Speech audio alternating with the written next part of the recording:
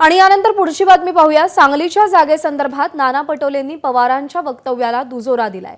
सांगलीच्या जागेसंदर्भात बैठकीमध्ये कोणतीही चर्चा झाली नव्हती।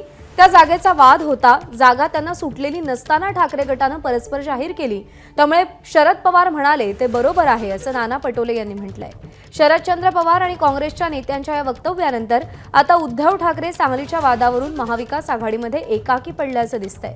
मात्र आता महाविकास आघाडीच्या उमेदवाराच्या पाठीशी आपण उभं राहणार असल्याचंही पटोले यांनी स्पष्ट केलेलं आहे। सांगलीच्या जागेसंदर्भात कोणतीही चर्चा झाली नव्हती असं वक्तव्य शरद पवार यांनी केलं होतं।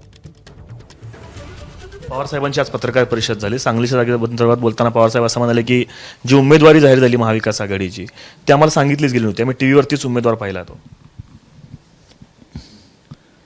आहे तर ते बरोबर आहे, कारण की आमचं त्या मीटिंगमध्ये जी चर्चा झालीच नाही आणि ती जागा त्यांना सुटली नव्हती।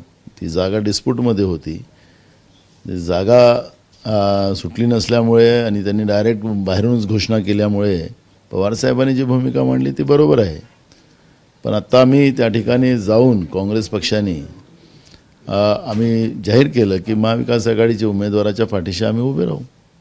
विशाल पाटलांसंदर्भात अजून काही निर्णय झाले नाही, कारवाई अद्याप काही झाली नाही। काँग्रेस हायकमांडकडे रिपोर्ट पाठवलेला आहे। दरम्यान सांगलीच्या जागेसंदर्भात शरद पवार यांनी नेमकं काय वक्तव्य केलं होतं ज्याला नाना पटोलेंनी दुजोरा दिलाय पाहूया।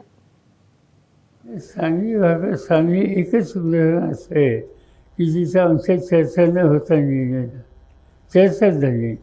म्हणजे आम्ही एकदम संध्याकाळी टीव्हीवरच पाहिलं की इथं उमेदवार आहे। म्हणजे आम्ही शोध घ्यायला लागलो कोण आहे बाबा, त्यांचं कॉन्ट्रिब्युशन काय वगैरे वगैरे। हे एक्सेप्शन फक्त सांगलीच्या बाबतीत झालं, बाकी काय अशी स्थिती आहे। एबीपी माझा, उघडा डोळे बघा नीट।